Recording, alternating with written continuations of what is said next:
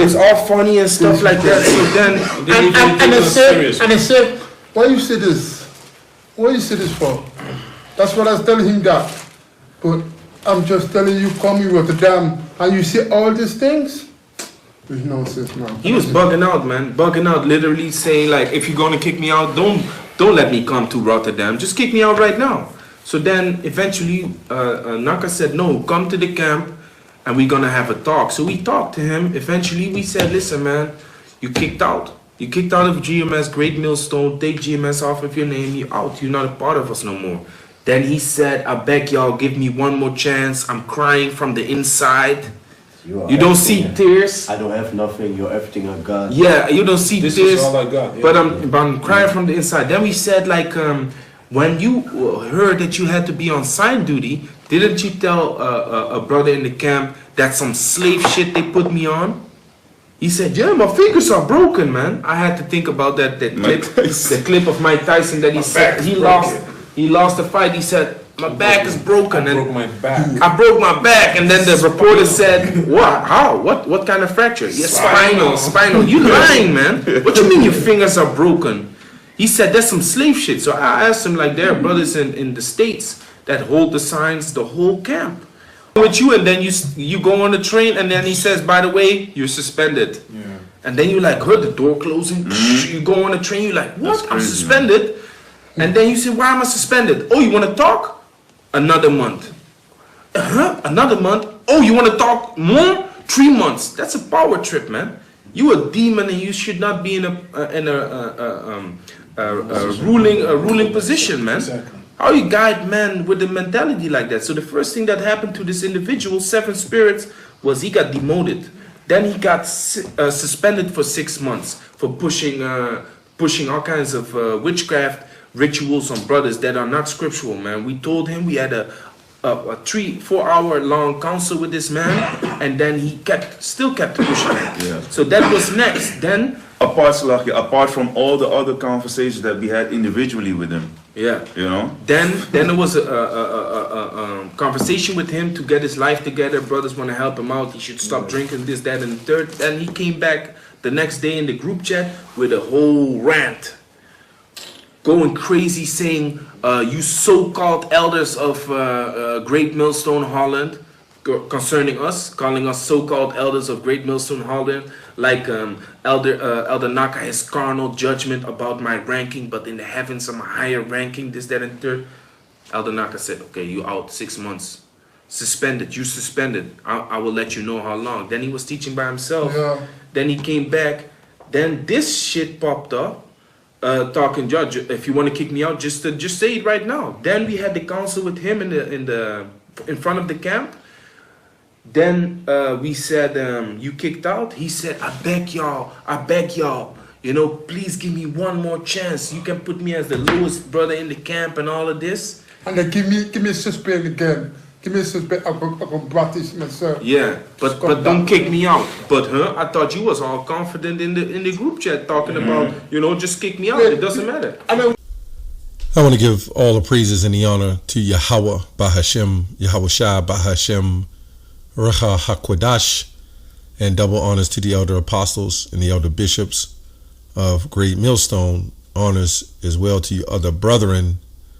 And of course, in this video, honors to you, brothers and GMS Holland, in all sincerity, shalom to you elders and brethren. And may the Lord keep you brothers in peace, and shalom to the elect. So I was listening to this disturbing video testimony. It's beautiful now that the truth is out, and I'm pretty sure that these brothers are relieved to be able to bring, you can see it in their faces, that they was going through trauma, right, with this guy. And it's been a long period of time, So I got a couple scriptures. If you can watch the video. I'm just bringing this up, just adding my 2 cents, so to speak. Some brothers, I think this is going on for some years in this camp. So I was just talking to the elder brother, Monaghan, from the regional head of the area from DC. and I was telling him how I, through the Spirit, I admire his poise and patience on certain things, and then I'm not as patient, so that's what makes the body work. Like if you get a virus, the virus may linger in your body. Your immune system response is to attack any foreign agents that's in the body. Agents, by the way.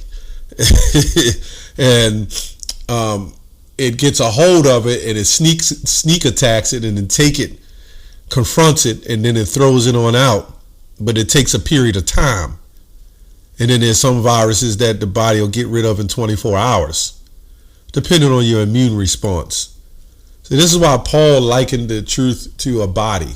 This is why the Most High said it's like a body, right? You got different factions in the body, and there's different churches in the body, and all the churches have their way of doing things. And I remember, it's a lot I remember on a lot of stories, but I remember that there was a time when brothers didn't have patience and were just kicking people out for no reason. Those are things, not no reasons, but they didn't have patience. But there's a thing called balance, but there's also a thing called being fed up. Enough is enough. You know what I'm saying? Sometimes things is just enough. It depends on your tolerance and how much you can handle it. You know what I'm saying? I mean, after all, the body is a work in progress, especially us. And when I speak in this video, I speak for myself too, because I've done some things rashly, being newer when I first came in some years back, and I was just rashly doing things because I had that mindset, I'm not tolerating nothing, But then I learned that some brothers coming from all walks of life, they need to be built up, right? They need to be lifted up, and they need to be rebuked, refined, and everything else. I came up in a group home-ish military type setting, so I want everything the way I want it straight, but brothers are different. So you learn that thing of patience. Let's go to Galatians 6:2 real quick. Bear ye one another's burdens, and so fulfill the law of Yahushua, right? And the second commandment is to love thy neighbor as thyself. And I believe personally, I'm just making my opinion, these brothers went above and beyond showing this guy love. I mean, they went way above and beyond to give mercy, to show mercy. And ultimately, Jeremiah 10:23, it says it is in man that directs your steps. I mean, it's Yahweh that directs man's steps, Salakia. Is Yahweh, Ba'ashem Yahushua, that directs your step to make judgment calls and decisions. So now we in the time of 2025, that's like I said, when the body is attacked and it has a virus, you have what you call a foreign agent, right? And this is why it's set up like that. The churches is kind of set up like bodies because you have foreign agents, which are viruses, and these viruses will come in and attack, but they will mimic other people, right? Other cells that act like it's cool, like cancer. You know what I'm saying? So, just like when you get some viruses and the body attacks it, it makes the virus become of it, so it replicates, and now the viruses now become it. So we all kind of sick. That's why the scripture says heal the sick. So we all come in, and then we get healed and replicated, right? And then we be supposedly part of the body. But every once in a while, there's cells that don't act right, right? That has to get kicked out of there. So anyway, I just want to give my 2 cents. This is going to a faith booster and a builder for me as well, that these testimonies are out there, and now these brothers know now. I mean, this guy was in a higher position as well. He was an older brother, higher position. Some of them brothers was younger, so they was kind of looking up to him. You know what I'm saying? And this dude was just taking advantage of, of the power. We don't know what's wrong with this guy. Well, apparently he's got some mental illness or something is really strangely wrong. He's got a drinking problem. He's living with his parents, and he's getting help from the government. So he's got a lot going on, and these are things that we consider now when new brothers are coming in. What's going on with you, right? These are the things we're concerned with now. I mean, I'm talking about now. This is, we got prophecies happening. Things are ramping up. You got agents and people coming in the camps, like weird people trying to post up. We caught a couple of agents, you know what I'm saying? And I saw one, and I asked him, was he a police? He said, how'd you know? I used to be, but I'm not no more. I'm joining the truth. I said, this dude's an agent. And then Apostle Ricard came down the next week and confirmed it. Hey, that dude's an agent. Proverbs 26:4. I have not sat with vain persons, neither will I go in with disassemblers. I have hated the congregation of evildoers and will not sit with the wicked. This is why this guy had to get out of there. And I'm pretty sure he's not the only one. I'm talking about dealing with camps in general. That's why I'm doing this video, basically. Because these brothers have shown the example of what's more likely going on in a lot of camps. Jake, abuse of power, overbearing, combative, using as they said, using the authority of the Bible verses to hurt people, to use it in control. You know what I'm saying?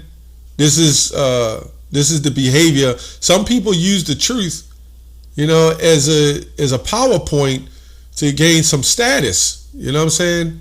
That's what some people do. They didn't do good in the world. They wasn't popular. They was getting bullied. You know what I'm saying? Like police when they joined the force because they was getting their asses kicked.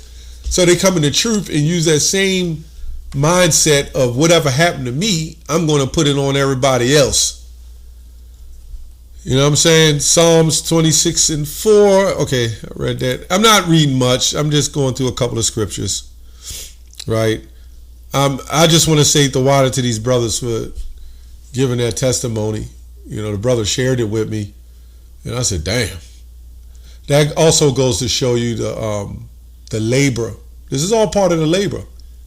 This also goes to show you the labor that we have to endure. But, at the end of the day, we see things like this, they got to get out of there, man. And I'm glad it's been filtered on out for the brothers. So now when they see the traces of this behavior, they're going to be right on it. Not saying that they don't. I don't know the whole situation, so I'm just giving my 2 cents. So Salak, if it sounds like I'm saying something contrary to what these brothers are saying, not saying that. But, experience is the teachers, you know what I'm saying? And, we know that from the apostles and the stories I heard from Apostle Ricard mainly. I used to hear a lot of stuff from him, what he said, what happened to Apostle Tahar and Apostle Gabar and Apostle Ramlab, and even some of the bishops up there. I think I talked to Bishop Menabdazad before on some of the things of the history. So they seen it. You know what I'm saying? So it's not like it's new. Remember Ecclesiastes 1:9, there's no new thing under the sun. It's just that this guy was ramping on and it just got completely out of hand. So when you have that experience and you can see it, then nobody knows. And like I said, you try to have, you try to have mercy in what you got to. Some people just mess the hell up, man. But when it starts getting to that matter, I don't blame them brothers. They had to do what they had to do. That dude need to get the hell up out of there. 1 Corinthians 5:11. 1 Corinthians 5:11. But now I have written unto you not to keep company, if any man that is called a brother be a fornicator or covetous or an idolater. Say this man was doing all kind of witchcraft and stuff, right? Or a railer, or a drunkard, right? Or an extortioner. Was such one know not to eat, not even to eat with such person. That's the other translation, just so you understand. I remember the apostles always said, and I got this firsthand. I talked a lot with Apostle Ricard before, but I heard some of the other apostles talk that you don't let just anyone in your house. You know, you just don't. They have to prove themselves to some degree to come in your house. You got, remember the scripture says in Romans 9, the Lord made vessels for destruction, right? Some for righteousness.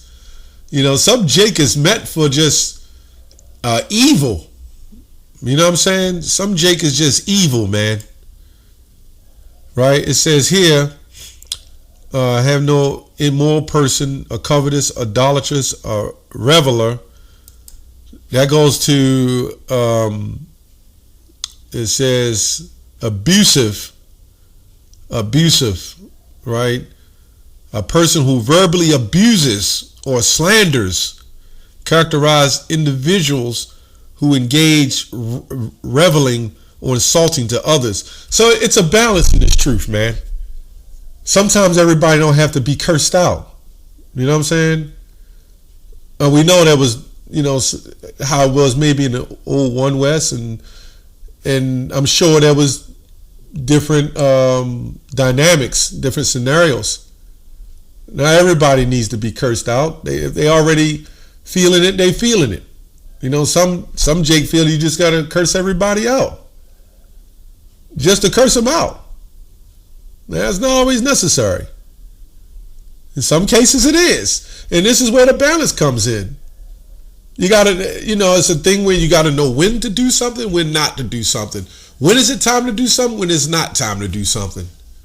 And that's why the body of the church is in unit. You know what I'm saying? That's why there's a command set up.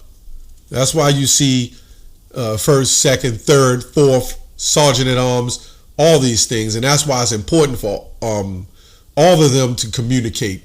Communication is the biggest factor. And I'm speaking for myself because we went through a lot of crazy stuff. You know what I'm saying? The apostles can't be there with us at every moment when something is going down. We have to be able to work it out, you know, with prayer. Number one, we should be praying, but with communication. And if it just doesn't work out, I remember there was a guy, I'm not going to say who he is, but he went up there to New York, right? This guy literally janked a lot of people for their money, hustled them, right? He went off and did his own thing. And then he goes up to New York and try to hang around Elder Apostle Tahar and try to be cool, right? So then he comes down to our camp and try to pull rank. You know what I'm saying?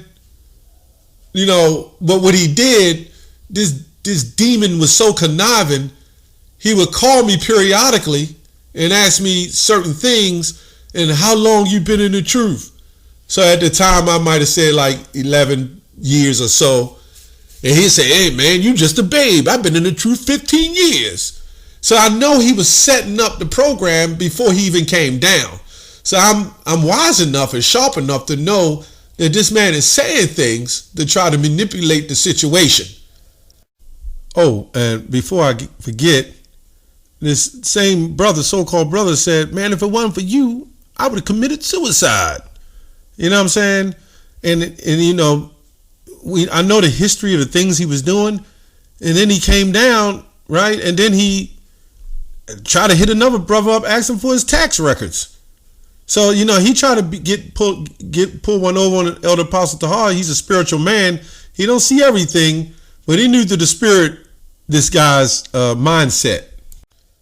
So lo and behold, I'm like, why does he keep asking me all these crazy questions about how long I've been in the truth and trying to get his wife to hook up with my wife? When somebody tries too hard, there's a problem, right?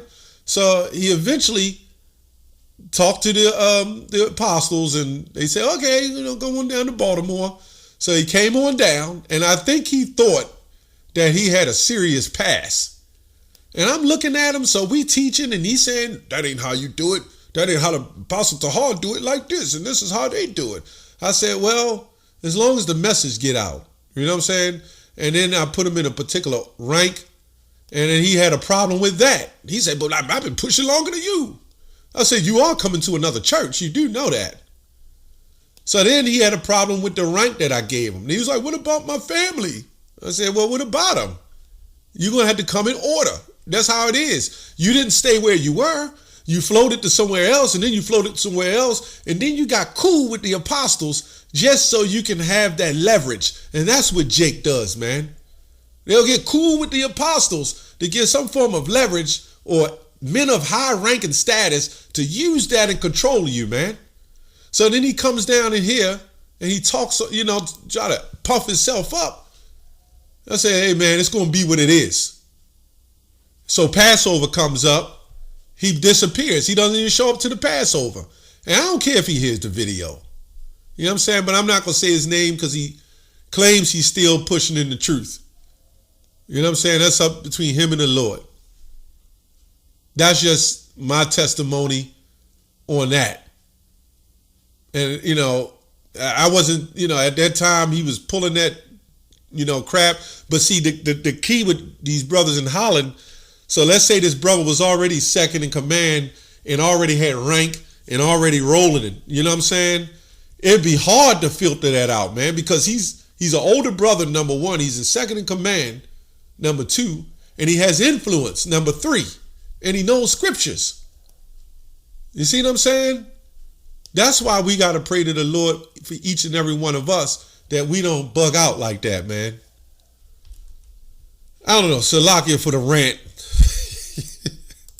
That just kind of pisses me off, man, to hear that. But these things must happen in the last days. The last days, perilous times shall come. Last days, scoffers shall come, walking after their own lusts. Titus 1:13. This witness is true. Wherefore rebuke them sharply that they may be sound in faith. And that's what happened to me. You know what I'm saying? I had to deal with that. I'm still dealing with brothers who have a problem. You rebuke them and they got everything to say. And you know what I'm saying? It's a work in progress with us, man. That's why the scripture says, be ye therefore perfect. The perfection comes with the completion. You know what I'm saying? So we got to work in progress with all of us. But this stuff these brothers go to, I commend these brothers. And the Wada Yahweh Shem Yahweh, they've been released of that. And the Wada Yahweh Shem Yahweh, that Lord's will, they don't have to do it again, deal with that again. And may the Lord bless them that they don't have to go through that. But I'm pretty sure now they see anything like out of the ordinary, them bros on it. And I'm not saying they wasn't before. That guy just had some rank. It was an unfortunate situation, Anyway, I just want to give my 2 cents on that. That's all I have on that. Shalom.